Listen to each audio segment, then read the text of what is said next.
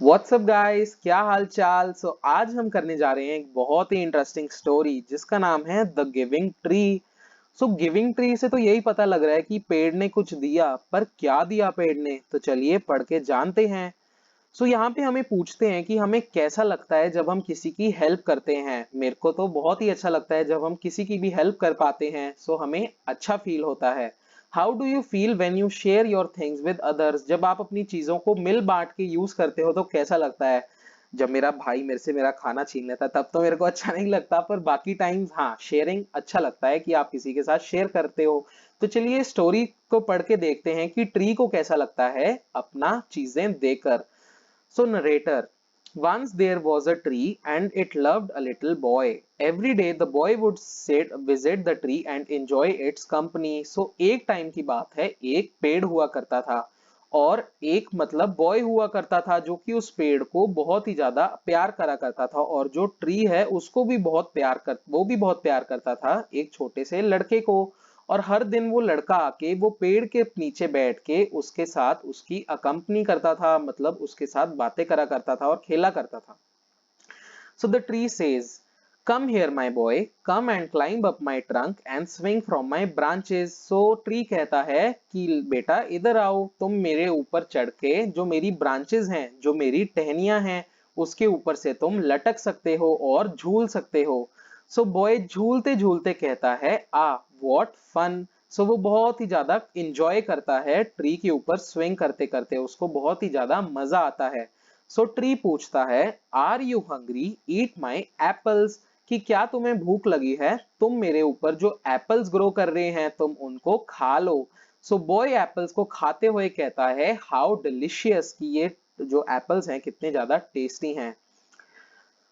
When the boy was tired, he slept under the tree. The tree was happy to give it shade. But the time went by and the boy grew older and went away. यहाँ पे हमें बताया है कि जब वो boy थक गया था झूल के और एप्पल्स खा के, वो पेड़ के नीचे लेट के सो जाता है। जो ट्री था, जो पेड़ था, उसको भी बहुत खुशी हो रही थी कि वो अपनी शेड मतलब छाया उस बॉय को दे पा रहा था। और ऐसे ऐसे टाइम निकलता गया और जो बॉय था वो बड़ा हो गया और वो कम आने लगा पेड़ के पास और वो दूर रहने लगा। The tree was often alone, tree ज्यादातर अकेला ही रहता था। आफ्टर सम ईयर्स, कई सालों के बाद, मतलब वो अकेला रहने के बाद एक दिन जो लड़का था वो ट्री के पास आया and the tree was very happy. तो वो बॉय को वापस देख के वो जो ट्री था वो बहुत ही ज्यादा खुश हुआ। ट्री ने कहा, come my boy and climb up my trunk and swing from my branches, कि तुम आओ और मेरी ब्रांचेस के ऊपर स्विंग करो, तुम आके मेरे साथ खेल सकते हो। वो बॉय कहता है, I am too big to climb, अब मैं बहुत बड़ा हो चुका हूँ और अब मैं ना ही मतलब खेलता हूँ। I want two by things, अब मेरे को चीजें खरीदनी है और मजा करना है। मैं पैसे कमाना चाहता हूँ। आई वॉन्ट सम मनी, मेरे को पैसों की जरूरत है। Can you give me some money? वो जो बॉय आके ट्री को कहता है कि अब मैं बड़ा हो चुका हूँ, ना तो मैं झूलूंगा ना ही मैं खेलूंगा, अब मेरे को चीजें खरीदनी है और उसके लिए मेरे को पैसे चाहिए, कि तो क्या तुम्हारे पास पैसे हैं? ट्री कहता है, I am sorry but I have no money, कि वो सॉरी कहते कहता है कि मेरे पास तो पैसे हैं ही नहीं। I have only leaves and apples, मेरे पास पत्ते और एप्पल्स हैं। तुम मेरे जो एप्पल्स हैं उनको प्लग करके, उनको तोड़ के and sell them in the market, कि तुम मेरे एप्पल्स तोड़ के उनको मार्केट में जाके सेल कर दो, फिर तुम्हारे पास मनी आ जाएगी, तुम उससे मनी अर्न कर पाओगे।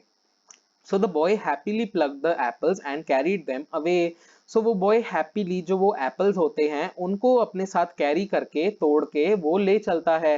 The tree was also happy, tree भी खुश था कि वो बॉय की इच्छा जो थी वो पूरी हो गई। But the boy stayed away from for a long time and the tree was sad. पर एप्पल्स उसके तोड़ने के बाद जो बॉय था वो वापस नहीं आया और वो दूर ही रहने लगा। फिर एक दिन क्या हुआ, the boy came back and the tree shook with joy. एक दिन कई टाइम के बाद वो बॉय वापस से लौटता है और ट्री वापस से खुश हो जाता है। ट्री कहता है, come boy come and climb up my trunk, तुम मेरे ऊपर चढ़ के तुम मेरी टहनियों से तुम स्विंग कर सकते हो, तुम एप्पल्स तोड़ के खा सकते हो, तुम मेरे साथ शेड में बैठ के खुश हो सकते हो, छाया में बैठ सकते हो। तो बॉय कहता है कि I am too busy to climb trees, अब मैं बहुत ही ज्यादा बिजी हो चुका हूँ।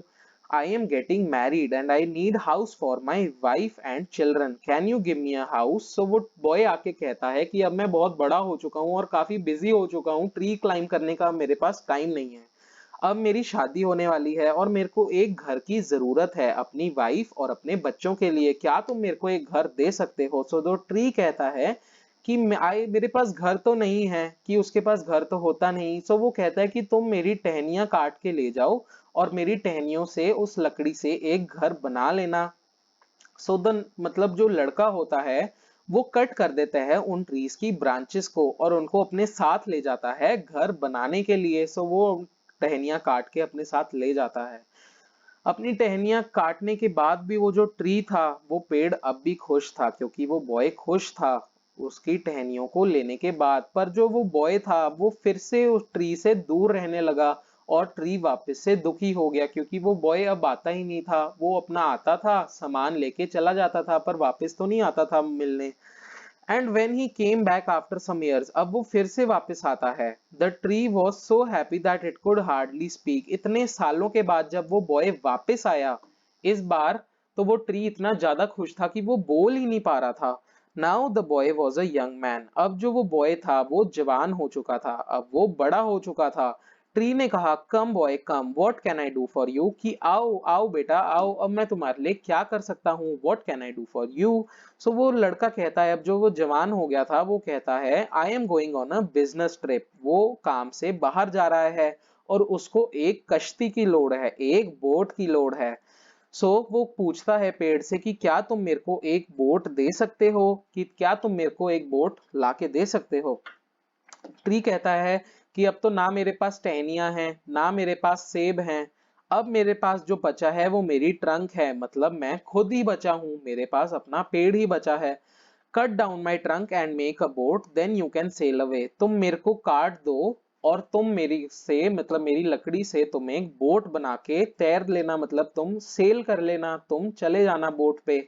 So the young man cut the tree of the trunk of the tree and sailed away in a boat. So वो उसको काट के ट्री को वो उसकी बोट बना के सेल कर लेता है, वो चला जाता है।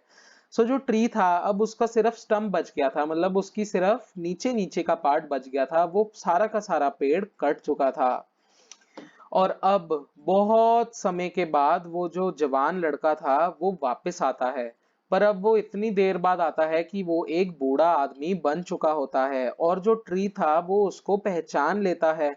सो वो ट्री कहता है, I am sorry friend but I have nothing to give you, my my apples are gone.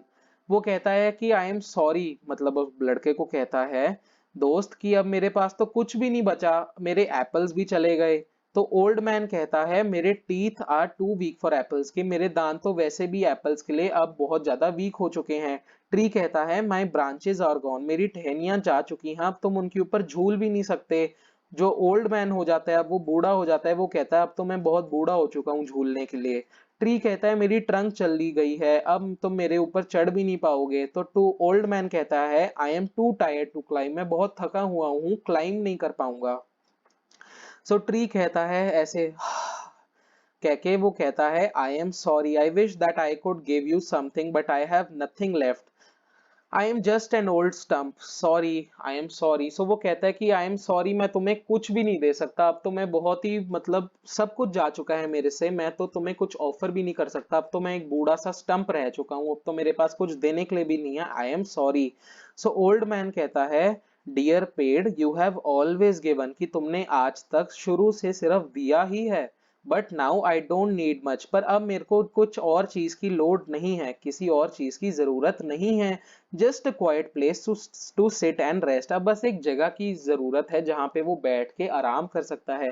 तो ट्री बहुत खुश होता है कि वो फाइनली अब उसके साथ टाइम स्पेंड करेगा। सो वो कहता है, well N old stump is good for sitting and resting on, कि एक स्टंप मतलब एक कटा हुआ पेड़ के ऊपर बैठने के लिए बहुत ही अच्छी जगह है। Come friends sit down and rest, की आओ मतलब मेरे दोस्त बैठो और मतलब रेस्ट करो। सो इसके साथ जो ओल्ड मैन होता है वो बैठ जाता है और जो ट्री था वो वापस से बहुत ही ज्यादा खुश हो जाता है। सो ये स्टोरी को लिखा है शेल सिल्वरस्टेन ने। सो ये थी हमारी ट्री और ये था ओल्ड मैन जो कि बैठ जाता है ट्री के ऊपर। सो अगर आपको भी ये स्टोरी मेरी तरह, हम सबकी तरह पसंद आई और इसकी एक्सप्लेनेशन भी पसंद आई तो प्लीज सब्सक्राइब कर दीजिएगा। अगर आप सब्सक्राइब करते हैं तो मेरे को सच्ची दिल से अच्छा लगता है। सो जिन्होंने भी सब्सक्राइब किया है उनको दिल से थैंक यू दोस्तों। एंड इसके क्वेश्चन आंसर्स हैं उनको हम डिस्कस करेंगे, पर मेरे ख्याल से ये स्टोरी अब इतनी अच्छी तरह आपको पसंद भी आई और आपको समझ भी आई। सो इन 6 के 6 क्वेश्चन आंसर्स के आंसर प्लीज कमेंट करके बताइएगा, और जो भी कमेंट करके सबके आंसर सही देगा उसको कर दूंगा मैं पिन। सो वो कमेंट आएगा टॉप पे। सो अगर आप भी आना चाहते हैं टॉप कमेंट पे तो कर दीजिए 6 के 6 क्वेश्चंस के सही answer. And I will meet you in our next video जो कि स्क्रीन के ऊपर है हाजिर। सो आप सब्सक्राइब भी कर दीजिए अगर आपने कर दिया है। So very very thank you, and I am very very grateful कि आपने सब्सक्राइब किया। So thank you. और अगर आप वीडियो देखना चाहते हैं सो कर दीजिए स्क्रीन के बीच में जो वीडियो हाजिर है उसके ऊपर टैप टैप टैप, और आप भी पहुंच जाएंगे हमारे साथ हमारी next great story, next great poem में। So okay friends, I will meet you in our next great story. So till then, bye bye, and I will see you in our next video. Bye bye.